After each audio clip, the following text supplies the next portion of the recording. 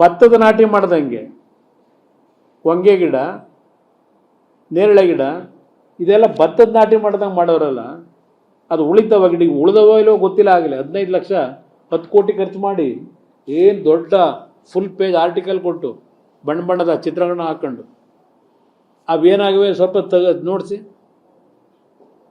ಈಗಾಗಲೇ 10 ದಿವಸ ಆಗಿರ್ಬೇಕು ಹಾಕಿ. ಏನಾಗಿದೆ ಪರಿಸ್ಥಿತಿ? ಯಾವನಾದರೂ ತೀರ್ಮಾನ ಇದೇನೋ ಪಾಪ ನಮ್ಮ ಈಗಿನ ಬೆಂಗಳೂರಿನ ಸಚಿವರು ಏನು ಪ್ರತಿನಿತ್ಯ ಹೇಳಿಕೆ ಕೊಟ್ಟು ಅಧಿಕಾರಿಗಳನ್ನು ತರಾಟೆಗೆ ತೆಗೆದುಕೊಂಡಿದ್ದು ತರಾಟೆ. ಒಂದು ದಿನ ಕಸ ಸರಿಯಾಗಿ ಕ್ಲೀನ್ ಮಾಡಿಲ್ಲ, ದಿನ ನೀವೇ ತೋರಿಸ್ತಾ ಇದ್ದೀರಿ ಪರಿಸ್ಥಿತಿ ಏನಿದೆ ಅಂತ ಹೇಳಿ. ಬರೀ ಅಧಿಕಾರಿಗಳ ಟೇಬಲ್ ಮೇಲೆ ಕೂರಿಸ್ಕೊಂಡು AC ರೂಮಲ್ಲಿ ತರಾಟೆ ತಗೊಂಡ್ರಾಗುತ್ತಾ? ಏನಾಗಿದೆ ಪರಿಸ್ಥಿತಿ? ಇನ್ನೂ 15 ದಿವಸ ಆಗಿದೆಯಲ್ಲ. ಅದೊಂದು ದೊಡ್ಡ ಪ್ರಚಾರ, ಅದೇನೋ ಬೀದಿ ಬದಿ ವ್ಯಾಪಾರಿಗಳನ್ನ ಏನೋ ಕಿಲೋಮೀಟ್ರ್ ಗಟ್ಟಲೆ ಖಾಲಿ ಮಾಡಿಸ್ತಿದ್ದೀವಿ ಅಂತೇಳಿ. ಈ ಕಡೆ ಮುಂದ್ಗಡೆ ಖಾಲಿ ಮಾಡಿಸ್ಕೊಂಡು ಹೋಗ್ತಾ ಇರ್ತಾರೆ, ಹಿಂದ್ಗಡೆ ಮತ್ತೆ ಇನ್ನೊಂದು ಟೀಮ್ ಬಂದು ಕೂತಿರ್ತದೆ. ಇದು ನೀವು ಮಾಡ್ತೀರಾ ಖಾಲಿ? ಇವತ್ತು ಇಂಥ HMTಯ ಕಾರ್ಖಾನೆ ಉಳಿಸಿ ಇಲ್ಲಿರ್ತಕ್ಕಂಥ ಭೂಮಿ ಲ್ಯಾಂಡ್ ಮಾಫಿಯಾಗಳಿಗೆ ಹೋಗಬಾರ್ದು ಅಂತಲೇ ನಾನು ಇದಕ್ಕೊಂದು ಪುನಶ್ಚೇತನ ಕೊಡಿಸ್ಲಿಕ್ಕೆ ಹೊರಟ್ರೆ ನನಗೆ ಸಹಕಾರ ಕೊಡಬೇಕು. ನೀವು ಈ ರೀತಿ ಅಪಪ್ರಚಾರ ಮಾಡಿ ಇವತ್ತು ಇನ್ವೆಸ್ಟರ್ಸ್ನಲ್ಲಿ ಇನ್ವೆಸ್ಟ್ಮೆಂಟ್ ಮಾಡಲಿಕ್ಕೆ ಮತ್ತೆ ಹಿಂದೆ ಸರಿತಕ್ಕಂಥ ಕೆಲಸಕ್ಕೆ ಕೈ ಹಾಕಿದಿರಿ. ಇದು ನೀವು ಮಾಡ್ತಾ ಇರ್ತಕ್ಕಂಥದ್ದು.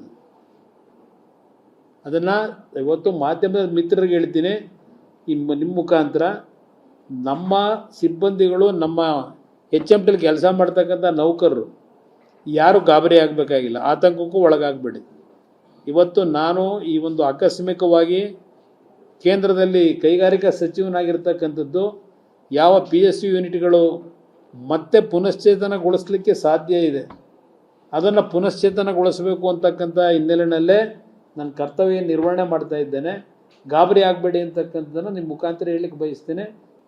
ಭತ್ತದ ನಾಟಿ ಮಾಡ್ದಂಗೆ ಹೊಂಗೆ ಗಿಡ, ನೇರಳೆ ಗಿಡ ಇದೆಲ್ಲ ಭತ್ತದ ನಾಟಿ ಮಾಡ್ದಂಗೆ ಮಾಡೋರಲ್ಲ, ಅದು ಉಳಿತವ ಗಿಡ ಉಳಿದವೋ ಇಲ್ಲೋ ಗೊತ್ತಿಲ್ಲ. ಆಗಲಿ 15 ಲಕ್ಷ 10 ಕೋಟಿ ಖರ್ಚು ಮಾಡಿ ಏನು ದೊಡ್ಡ ಫುಲ್ ಪೇಜ್ ಆರ್ಟಿಕಲ್ ಕೊಟ್ಟು ಬಣ್ಣದ ಚಿತ್ರಗಳನ್ನ ಹಾಕ್ಕೊಂಡು ಅವೇನಾಗಿವೆ ಸ್ವಲ್ಪ ತೆಗೆದು ನೋಡಿಸಿ.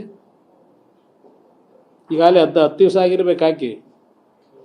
ಏನಾಗಿದೆ ಪರಿಸ್ಥಿತಿ? ಯಾವನಾದರೂ ತೀರ್ಮಾನ ಇದೇನೋ ಪಾಪ ನಮ್ಮ ಈಗಿನ ಬೆಂಗಳೂರಿನ ಸಚಿವರು ಏನು ಪ್ರತಿನಿತ್ಯ ಹೇಳಿಕೆ ಕೊಟ್ಟು ಅಧಿಕಾರಿಗಳನ್ನು ತರಾಟೆಗೆ ತೆಗೆದುಕೊಂಡಿದ್ದು ತರಾಟೆ. ಒಂದು ದಿನ ಕಸ ಸರಿಯಾಗಿ ಕ್ಲೀನ್ ಮಾಡಿಲ್ಲ, ದಿನ ನೀವೇ ತೋರಿಸ್ತಾ ಇದ್ದೀರಿ ಪರಿಸ್ಥಿತಿ ಏನಿದೆ ಅಂತ ಹೇಳಿ. ಬರೀ ಅಧಿಕಾರಿಗಳ ಟೇಬಲ್ ಮೇಲೆ ಕೂರಿಸ್ಕೊಂಡು AC ರೂಮಲ್ಲಿ ತರಾಟೆ ತಗೊಂಡ್ರಾಗುತ್ತಾ? ಏನಾಗಿದೆ ಪರಿಸ್ಥಿತಿ? ಇನ್ನೂ 15 ದಿವಸ ಆಗಿದೆಯಲ್ಲ. ಅದೊಂದು ದೊಡ್ಡ ಪ್ರಚಾರ, ಅದೇನೋ ಬೀದಿ ಬದಿ ವ್ಯಾಪಾರಿಗಳನ್ನ ಏನೋ ಕಿಲೋಮೀಟ್ರ್ ಗಟ್ಟಲೆ ಖಾಲಿ ಮಾಡಿಸ್ತಿದ್ದೀವಿ ಅಂತೇಳಿ. ಈ ಕಡೆ ಮುಂದ್ಗಡೆ ಖಾಲಿ ಮಾಡಿಸ್ಕೊಂಡು ಹೋಗ್ತಾ ಇರ್ತಾರೆ, ಹಿಂದ್ಗಡೆ ಮತ್ತೆ ಇನ್ನೊಂದು ಟೀಮ್ ಬಂದು ಕೂತಿರ್ತದೆ.